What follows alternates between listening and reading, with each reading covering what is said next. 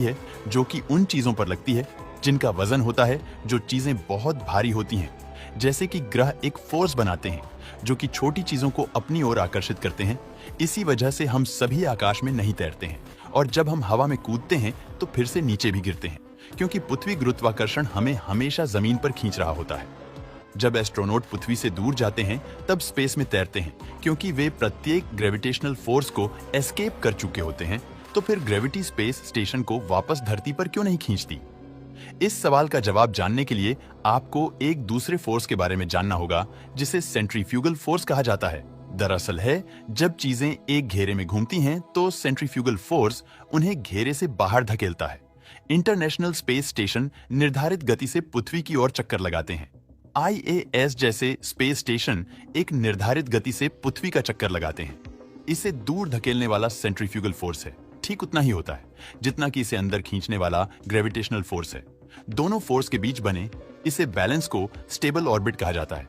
जब तक इसके साथ बदलाव ना किया जाए या स्पेस स्टेशन को रोका ना जाए, ये इसी तरह से अंतरिक्ष में बना रहेगा और इसी वजह से बड़े बड़े स्पेस स्टेशन अंतरिक्ष में अपने ऑर्बिट का चक्कर लगा रहे हैं और धरती पर वापस नहीं गिरते। तो क्या स्पेस स्टेशन हमेशा अंतरिक्ष में रहेंगे?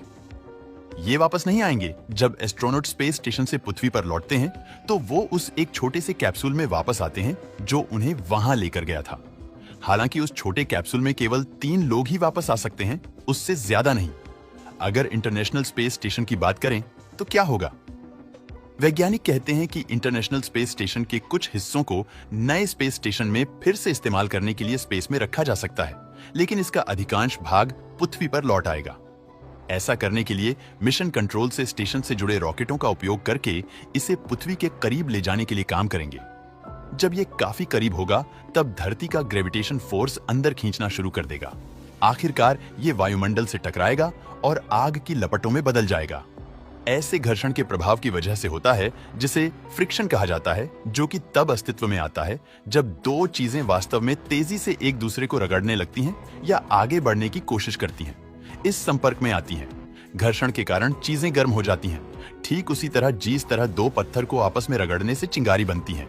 एक बार जब रॉकेट वायुमंडल को पार कर लेगा तो उसके जले हुए हिस्से संभव तक प्रशांत महासागर में जाकर टकराएंगे और वे वहां पर गिरकर ध्वस्त हो चुके होंगे। दोस्तों, वीडियो पसंद आया हो तो लाइक और शेयर करें।